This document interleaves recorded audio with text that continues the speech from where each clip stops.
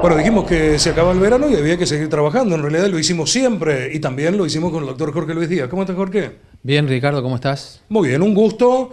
Arrancamos el año, las preguntas siempre son los mismos en traumatología, la fractura, el manguito rotador. Hablemos de hombro, ¿te parece? Bueno, un tema muy interesante. La patología del hombro es una patología sumamente frecuente. Dentro de ellas tenemos, por ejemplo, el hombro doloroso, ese hombro que duele en las personas de mediana edad o mayores, que a veces hasta les impide dormir. Es un dolor a veces que limita la movilidad, que provoca inflamación. Son pacientes que tienen además crepitación, es decir, el hombro le hace ruido. Y eso dificulta tanto la actividad cotidiana como el descanso. Siempre que hemos hablado de hombro, del manguito rotador, de ese arponcito, que ya comentarás cómo se arregla, nos olvidemos del omóplato. Y mucha gente ha llamado y ha preguntado, bueno, ha hablado de una fractura o una fisura en la espina del omóplato. ¿El omóplato forma parte de esta estructura o no? Sí, el omóplato es una estructura importante, es la que le da sostén al hombro. Bien. Las fracturas de omóplato no son frecuentes, al menos en mi consultorio. Sí, lo que son frecuentes, lo que es sumamente frecuente son las lesiones del supraespinoso, del manguito rotador.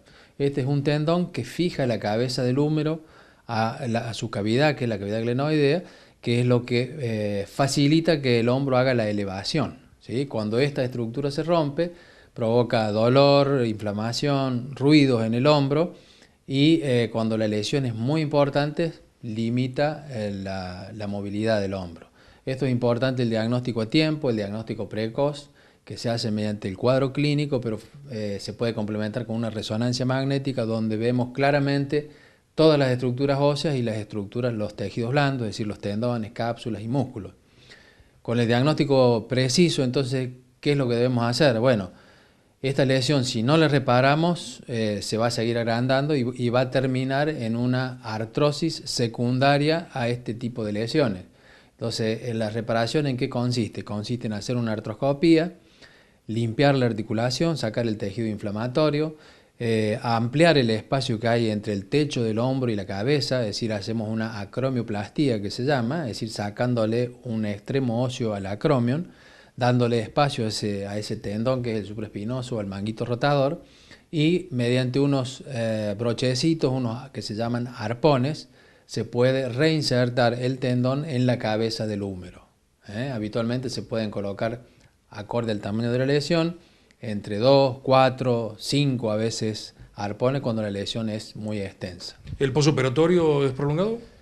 Bueno, esto hay que tener ciertos cuidados, esto no se inmoviliza, lo que nosotros hacemos es darle función lo más rápido posible a la muñeca, al codo y al hombro y cuidamos siempre la elevación del hombro, la elevación activa hasta que haya cicatrizado ese tendón que puede oscilar alrededor de los 2 meses. ¿Sí? Bien, ¿cuál es el tiempo esperable? Te lo digo en base a una pregunta de un televidente que dice, llevo 6 meses de rehabilitación y no puedo levantar mi hombro. Tengo que entender que es un problema mío de recuperación, fue un problema quirúrgico. ¿Qué opina, doctor? Sí, a veces la recuperación no es igual en todos los pacientes. El tiempo puede oscilar entre 2, 5 meses, acorde al tamaño de la lesión y acorde al paciente. Es decir, no todos los pacientes evolucionan igual, pero en general son cirugías que andan bien. ¿Se informa quién quiere para finalizar o quién puede? Digo, porque hay gente que es perseguida de que se le sale el hombro.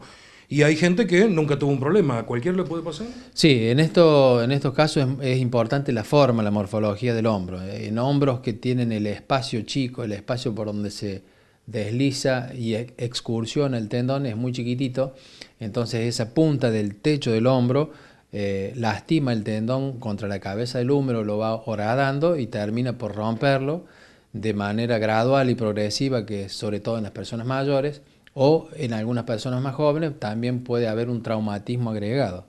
Jorge, hasta la próxima. Muchas gracias. Hasta siempre, Ricardo. Esto es Para Su Salud. Compartimos la pantalla ya en nuestro 21º año de transmisión ininterrumpida. La pausa ahora, ya venimos.